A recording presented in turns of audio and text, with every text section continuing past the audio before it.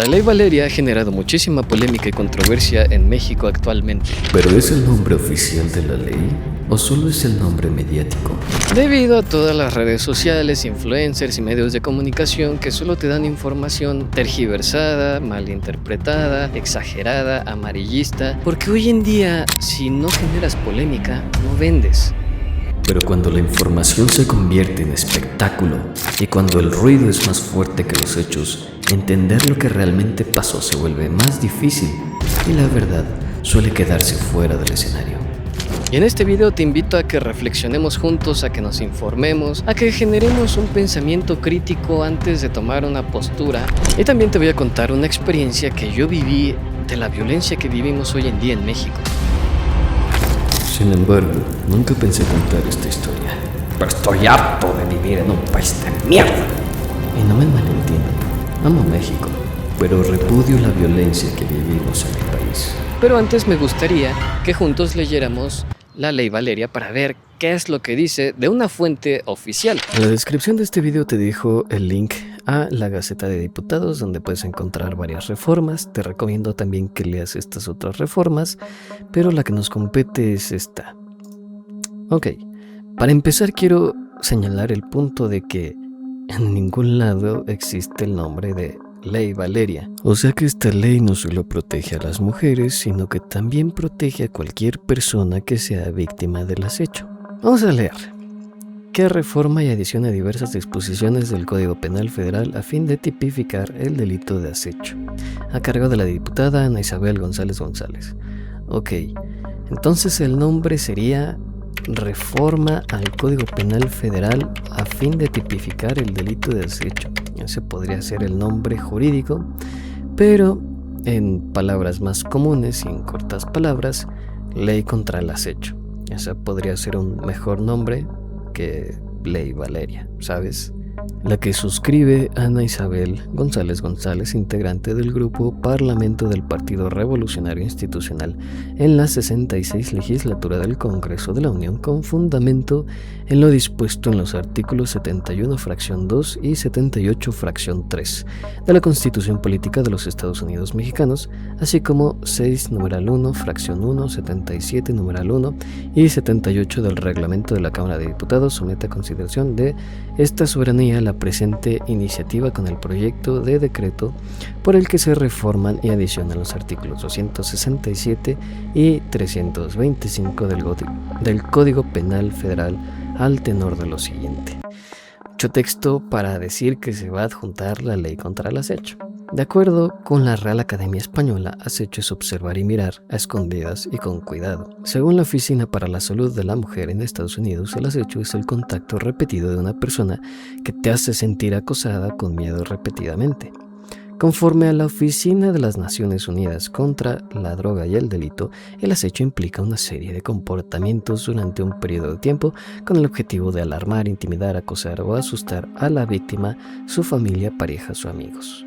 De esta manera, el acecho, también conocido como stalking, se define como la conducta intencionada de persecución obsesiva de una persona, el objetivo, en contra de su voluntad y creando aprensión y ocasionando miedo en la víctima. Según la ley contra el acecho en Puerto Rico, el acecho es un patrón a la repetición de una conducta mediante el cual se mantiene de manera constante la vigilancia, proximidad física o visual sobre una persona en específica. Por tanto, el acecho es un patrón de conductas de una persona que implica una serie de acciones repetidas y persistentes que causan miedo o intimidación a otra persona.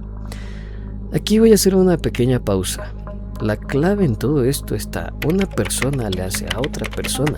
Eso significa que esta ley protege a todas las personas que son víctimas del acecho, como lo mencioné al principio del video, no solo a las mujeres. Este comportamiento puede adoptar muchas formas, de los cuales van desde amenazas contra un familiar o amigos, comunicación sin consentimiento, llamadas telefónicas, correos electrónicos, mensajes de texto, persecución constante y observaciones para intimidar la integridad de una persona. ¿Cómo surge el acecho en México? Se me hace que es una pregunta un poco mal formulada, porque el acecho es un comportamiento humano que siempre ha existido, y más bien la pregunta correcta sería: ¿cómo es que el acecho se empezó a percibir como delito en México? o desde cuándo se empezó a percibir como delito el acecho aquí en México, porque en otros países hemos visto que ya se percibía como un delito. Ok, entonces aquí el acecho surge por el caso lamentable de Valeria Macías. Y aunque Ley Valeria no es el nombre oficial, es el nombre mediático debido al caso lamentable de Valeria Macías. En este mismo orden de ideas, durante más de 7 años Valeria fue víctima de acecho, un patrón de conductas de acoso no deseado, amenazas, persecución y hostigamientos repetitivos, infundiendo miedo e intimidación. A pesar de que Valeria presentó denuncias a las autoridades competentes, no actuaron a la brevedad, planteando que el delito de acecho no existía en el Código Penal Federal y como tal no podía actuarse. En 2017, Valeria Macías fue maestra en una universidad de Nuevo León que sufrió de acecho por parte de uno de sus alumnos, el cual mandaba fotografías por email a su cuenta personal y del trabajo. Alrededor de 300 correos al día. Conforme pasaba el tiempo, la situación empeoró, acosándola en redes sociales, por Instagram y Facebook, hasta por WhatsApp. Muchas personas dicen que ahora por intentar ligar a una mujer podrías terminar en la cárcel, pero eso es totalmente mentira, porque responder una historia con una pregunta, iniciar una conversación 1 o 2 veces, invitar a salir 1 vez o 2, incluso intentar varias veces, normalmente no es un delito. Si no hay amenazas, si no hay hostigamiento, la persona simplemente no responde. Eso entra dentro de la interacción social normal, como te lo mencionaba antes. Ahora, ejemplos que sí podrían considerarse comunicación insistente. Aquí es donde empieza a aparecer el acecho, ¿sabes? Mandar decenas o cientos de mensajes, alrededor de 300 correos al día. Eso ya es comunicación insistente. Entonces, muy breve, caso A. El típico hola, ¿cómo estás? ¿Te gustaría salir? Etcétera, etcétera. Eso no es acecho, ¿ok? Lo que sí es acecho, el caso B, es cuando las personas dicen ¿por qué no me contestas? Te estoy viendo en línea, no te vas a librar de mí, ya sé dónde trabajas, si no me contestas voy a hacer tal cosa, ¿sabes? Eso es la comunicación insistente. Es verdad que ambos son mensajes, pero la intención es totalmente diferente. Entonces, pues eso es quizás como el vacío legal que muchas personas dicen, ¿qué es comunicación insistente? Pues bueno, ya te lo acabo de explicar. Me parece que hay que aprender a diferenciar cuál es el comportamiento social normal que tenemos y cuál es la diferencia entre el hostigamiento y el acecho. Lo que sigue yo te invito a que tú lo leas con calma, con mucha cautela, que lo analices muy bien. Yo te lo resumo aquí brevemente porque ya lo leí.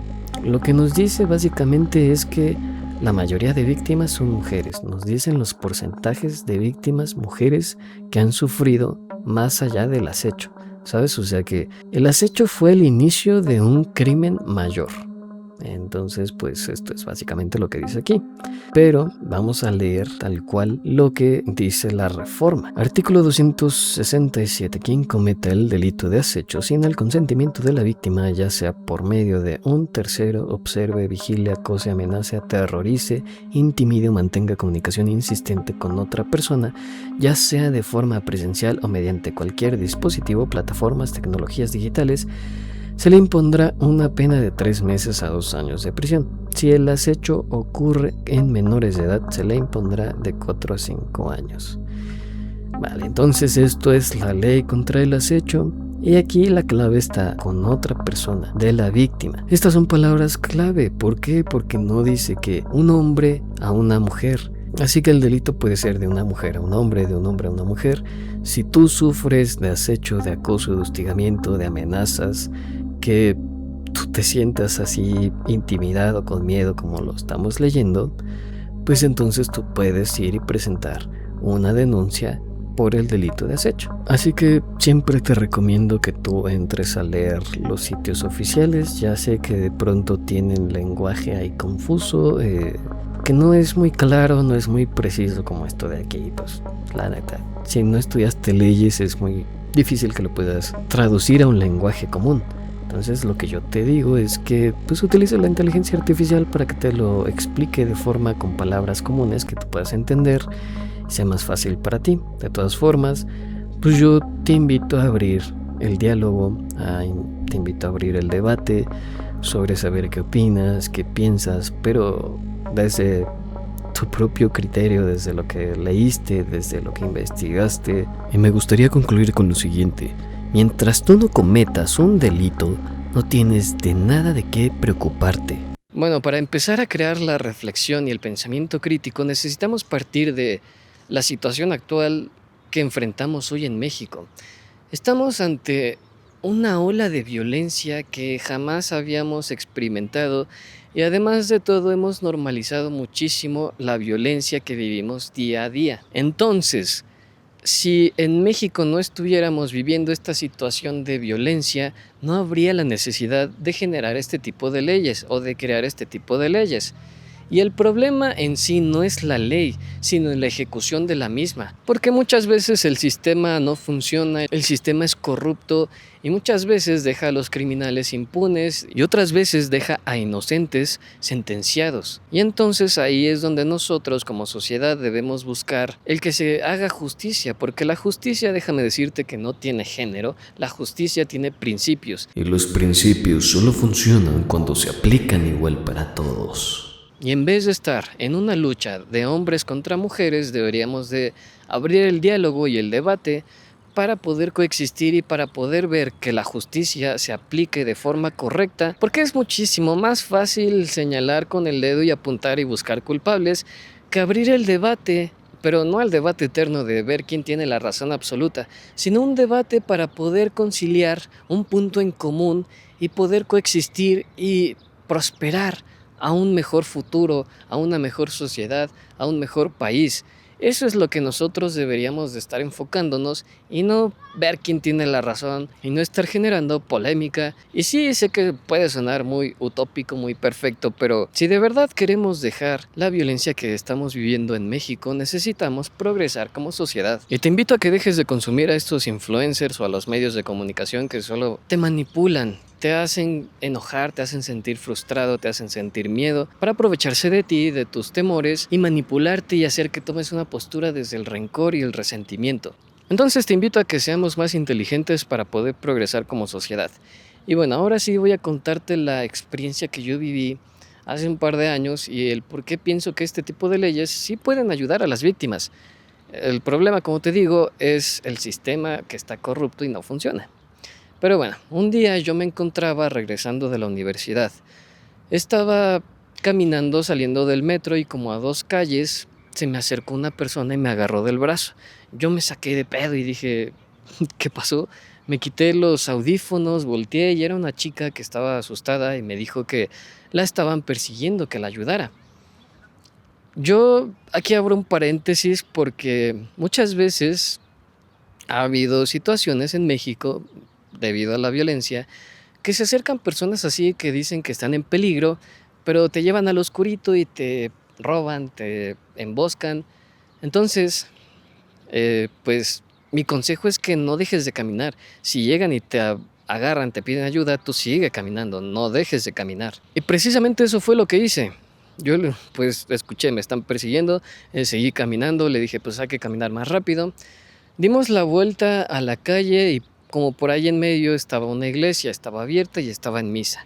Así que yo le dije, hay que entrar aquí a misa porque es un lugar seguro, está lleno de gente, entonces pues es muy poco probable que los güeyes que la estaban siguiendo pues se metieran a generar problema o conflicto ahí. Y aquí vuelvo a abrir otro paréntesis. Si tú te enfrentas a este tipo de situaciones, lo más recomendable es que tú tengas la cabeza fría para que puedas actuar y tomar las decisiones que mejor te convengan, porque si estás emocional ante el peligro y te pones nervioso, te paralizas y eso puede resultar contraproducente para tu persona. Entonces, mantén la cabeza fría, mantén la calma.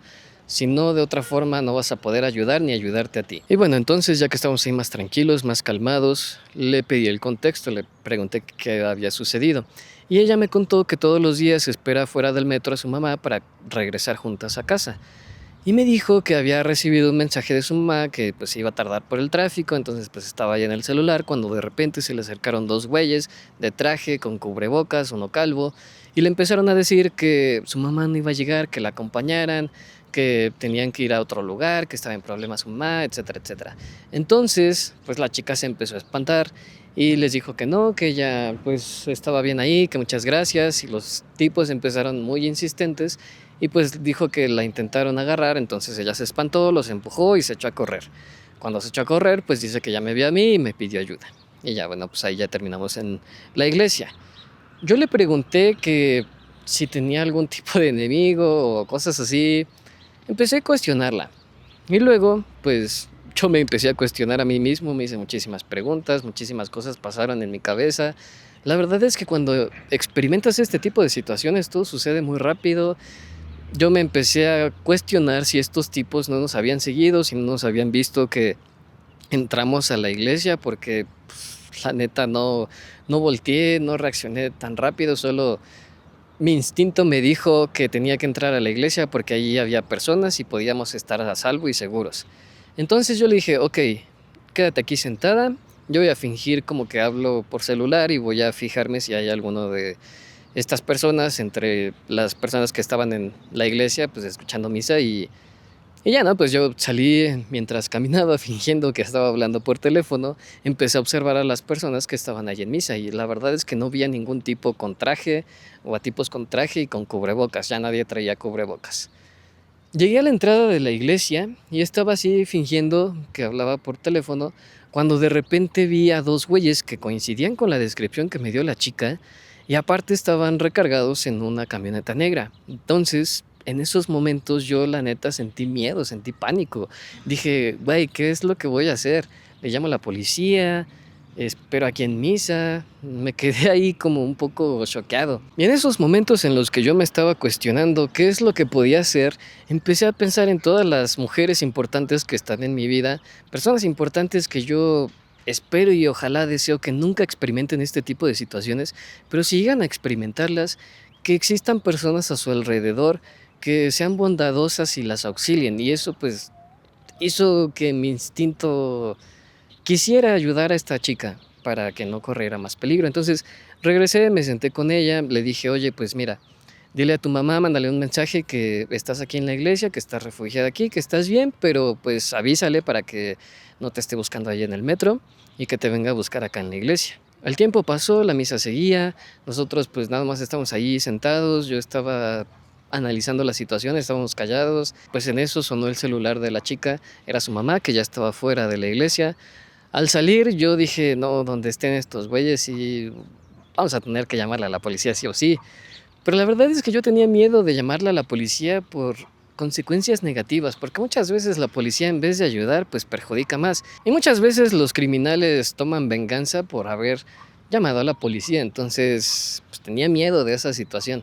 Pero afortunadamente cuando llegó su mamá, pues ya no estaban estos tipos, yo creo que ya se habían ido, se cansaron de esperar. Papá Dios escuchó mis plegarias y por eso se fueron. Esta historia pudo terminar muy mal, pudo terminar de formas muy trágicas y afortunadamente tuvimos la suerte de que no pasara más, de que solo fuese el susto. Y bueno, pues ya, después cuando salimos con la mamá, pues yo les dije, oigan, pues las encamino a su casa para que todo esté bien, para ver que no haya ningún peligro y pues ya, ¿no? Las acompañé a su casa, la chica se soltó a llorar, estaba llorando con su mamá, estaba súper con miedo, con nervios, frustrada y pues ya al llegar a donde vivían, la señora me ofreció darme un billete y le dije que pues no se lo recibía porque yo no estaba haciendo eso por un tipo de recompensa o por reconocimiento o por alguna de esas cosas, simplemente pues pensé justamente en las personas importantes para mí y que desearía que si alguna persona importante o cualquier persona experimenta este tipo de situaciones, reciba ayuda de personas bondadosas. Y ya pues me fui a mi casa, esa noche ni siquiera pude dormir, estuve pensando y dando vueltas sobre la situación en la que estamos viviendo y es por eso que no puedo quedarme callado y es por eso que estoy haciendo este video para que ustedes creen un poco de empatía, que reflexionen, que se cuestionen y que tengan su propio pensamiento crítico y no sean manipulados por los influencers y los medios de comunicación y las redes sociales. Ustedes tienen que ser más inteligentes y nosotros como sociedad tenemos que estar más unidos y tenemos que aprender a coexistir y tenemos que aprender que la fuerza no está en el individuo, está en la unión de los individuos. Porque ningún pueblo es fuerte cuando está peleando consigo mismo. Y una sociedad dividida siempre es más fácil de manipular. Y pues bueno, eso fue todo por este video. Yo espero que de verdad te haya hecho reflexionar, que hayamos generado empatía, que tú puedas aprender a generar un pensamiento crítico. No te quedes con todo lo que ves en redes sociales ni en los medios, porque eso está manipulado y te están manipulando. Así que sé más inteligente y piensa por ti mismo, busca la información verídica de fuentes confiables y aún así cuestiónalas, duda, porque eso es lo que hace que nosotros podamos avanzar y progresar. Necesitamos aprender a estar más unidos contra la injusticia para poder crear justicia. Yo soy Sam, y si quieres dejar de ver y empezar a actuar, suscríbete. Y bienvenido a la comunidad de León.